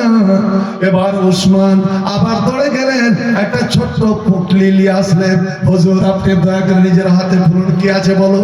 বলছে হুজুর বেশি কিছু নাই, বেশি কিছু নাই, 5.5 কিলো সোনা, হিসাবটা আপনারা করবেন। 7.5 কিলো চাঁদি, দুর্ভিক্ষের সময় 5.5 কিলো সোনা। ওসমান রে, এখনো তোমার দান সম্পূর্ণ হয়নি, যার শক্তি সেই হিসাবে হযরত ওসমান একবার দুইবার করে করে করে 7 বার গেলেন, ইয়া রাসূলুল্লাহ আমার দান শেষ, কত দিলে বলো তো? বলছে হুজুর আমি 700 উট আর 300 ঘোড়া, আর উটের যা কিছু লাগে, ঘোড়ার যা কিছু লাগে আমি দিলাম, এবং 10 10,000 শূন্যর পিছনে যা খরচ লাগতে হয় আমি সমস্ত কিছু দিলাম। এবার আকাশবাণীতে খবর আছে, ইয়া মুহাম্মদ ইয়া হাবিবি, আমার উসমান ওরে দান পূর্ণ করে দিয়েছে। আমি উসমানের দানে খুশি হয়ে গিয়েছি। আমার আল্লাহ আরশ থেকে বলছে আমি খুশি হয়ে গিয়েছি, আর সঙ্গে চাপ দিও না। আল্লাহ নবী চট করে মেম্বারে দাঁড়ালেন, মদিনার মেম্বারে দাঁড়ালেন। সাহাবারা অবাক, নবী মেম্বারে কেন গেলেন? দ্বিতীয় সিঁড়িতে পা দিয়ে হাত উঠালেন, আসমানের দিকে তাকালেন, তাকে বলছেন আল্লাহুম্মা রাজিতান উসমান ফারজান হও। আল্লাহ উসমানের দানে তুমি যেমন সন্তুষ্ট আমিও সন্তুষ্ট। আল্লাহ আবারও বলছি তুমি আল্লাহ সন্তুষ্ট হয়ে যাও, খুশি হয়ে যাও। বন্ধুরে আমার, সবাই সবাই দান করলো, কারণ যেই লোকটা জীবনের কোনোদিন পিছনে পড়েনি সেই লোকটা আজ দান করতে পারছে না। যেই লোকটা জীবনে ঝুঁকি নিয়ে ওরে সাপের কামড় খেয়েও নবীকে জাগায়নি আবু বকর, সে আবু বকর তার চোখে ঝরঝরকে পানি ঝরছে। আল্লাহ আমি জানি আমার 3 দিন ধরে আমার বাড়িতে খাবার দাবার কিছুই নাই, আমি কি দেব, কি করে যাব? আর সবার পিছনে পড়ে গেলাম। হাজরত ওমর বলছেন আমরা মনে মনে হাসি, আবু বকর রে তোকে জীবনে দান করে পারিনি, আজ তোকে আমরা অবশ্যই হারাবো। মসজিদের সহসভাপতি আপনার নতুন চাকরি পেয়েছে, 5,000 টাকা এখন দিল আব্দুর রহমান, 5,000 টাকা এখন দিল, 50,000 টাকা দিল। ওই কাজু কালো করে আরে আরে ইয়ে ওই আর তুই আমার এত ভয় করিস আর ভাই যা করে তুই হ্যাঁ সালাম করলাম না, এই লেগে যে আপনি ভালো আছেন। আমার খুব প্রিয়, আসলাম ওখান থেকে। খুবই ভালোবাসি। আর একজন আমার সরাসরি ছাত্র, আমারই হাতের ফারেক মরফুল কেউ আছে সভাপতি কই আছে? মরফুল ও আমারই ছাত্র, আমারই ফারেক ভাই আমার। সভাপতি আছে মসজিদে, আলহামদুলিল্লাহ। আব্দুর রহমান কি বলেন? 50,000 টাকা দিলে, এখন 5,000 টাকা দিল। আল্লাহু আকবার, আলহামদুলিল্লাহ, জোরে বলেন নারে তাকবীর। চাকরি পেয়েছে তো, আপনি আজ তো কেন বলে প্রথম মাসে কাঞ্জুস দিল 5,000 টাকা। তাওহীদের শব্দ আকাশ বাতাসকে কাঁপিয়ে বলেন। একটা মুয়াজ্জিন আজান দিলে শয়তানের পিছন কাঁপি লেগে যায়, থরথরিয়ে যায়, আর এতটি লোক তাকবীর দিচ্ছে আল্লাহু আকবার বলো, আল্লাহু আকবার, আল্লাহু আকবার বলো, আল্লাহু আকবার।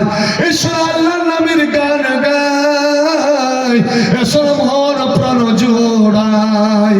আল্লাহু আকবার বলো, আল্লাহু আকবার, আল্লাহু আকবার বলো, আল্লাহু আকবার। এবার জোরে বলো তো আল্লাহু আকবার।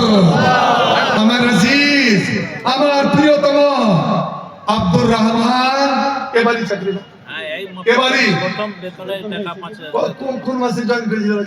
এই ইয়েতে ডিসেম্বরে। ডিসেম্বরে। প্রথম বেতনের আলহামদুলিল্লাহ। ভাই আমার জামাই, এক জামাই আর আমার মেয়ে, ওরা এবার নতুন চাকরি জয়েন করলো হাই মাদ্রাসা, সিনিয়র মাদ্রাসা। আর আমার জামাইয়ের বড় ভাই মাল্লা, আমার মামা বাদরুদ্দৌলা সাহেবের নাতি জামাই চাকরি জয়েন করলো। আর এবার যে কি ব্যাপার, যে বেতন খুব তাড়াতাড়ি হয়ে গেছে। ডিসেম্বরে জয়েন আর জানুয়ারির বেতন একদম ঠিক টাইমে, আলহামদুলিল্লাহ সব। আরে দক্ষিণে এগুলো খুবই ভালো, যেমন স্টাফ তেমনি। আর আপনার না টাকা পয়সা এটা ওটা, আমাদের মালদাতে বা এই উত্তরে যান এপ্রুভ বলে এত এত এত। একটাই যে শিক্ষক জয়েন করতে গেলে কমিশনের পক্ষ থেকে দার্জিলিং, ওর কাছে 3 লাখ টাকা চাইছে। ছেলে ছিল কিন্তু আব্দুর রহমানের মতন একটা মুগর উঠে হেডমাস্টার বলছে আপনার অনুদানে আসেনি, আমাকে কমিশন পাঠিয়েছে, আমি 3 পয়সা 3 লাখ 3 পয়সা দেবো, আপনি আমাকে জয়েন করাচ্ছেন না করাবেন না? 3 লাখ টাকা দেওয়া লাগবে। ঠিক আছে আমি নেবো না চাকরি। ভাই আমার অবস্থা কি হয়েছে দেখেন যে স্কুলে। আলহামদুলিল্লাহ আমার আজিজাম আব্দুর রহমান 5,000 টাকা নগদ আর 45,000 টাকা আপনার বাকি, টোটাল 50,000। এবার সবাই পড়েন আলহামদুলিল্লাহ। এটাই হলো শুকর গুজারি। লাইন শাকারতুম লাযীদান্নাকুম, তোমরা আমার শুকরিয়া আদায় করো, আমি তোমাদেরকে আরো বেশি বেশি করে দিব। আল্লাহ যেন খুব তাড়াতাড়ি দিয়েটা বাড়িয়ে দেয়। আরে দেখ, যদিও এখন 43,000 কত পেয়েছে, আর এপ্রিলেই ওর দিয়ে কিন্তু বেড়ে যাবে, 50,000 কাছে যাবে কিনা। আলহামদুলিল্লাহ, মাশাআল্লাহ। আব্দুর রহমানের আল্লাহ গোটা পরিবারের সুখ আর শান্তি নামিয়ে আনো হে রব্বুল আলামিন। তার পরিবারে কেউ যদি কবরে গিয়ে থাকে, আল্লাহ কবরকে তুই জান্নাতের বাগানে পরিণত করো। আল্লাহ স্বামী স্ত্রীর জীবন সুখ শান্তিতে ভরে দাও, এই চাকরিটাকে চিরস্থায়ী করো। আল্লাহ মুর্শিদাবাদে বোধহয় জয়েন নাকি, আল্লাহ ট্রেন বাসে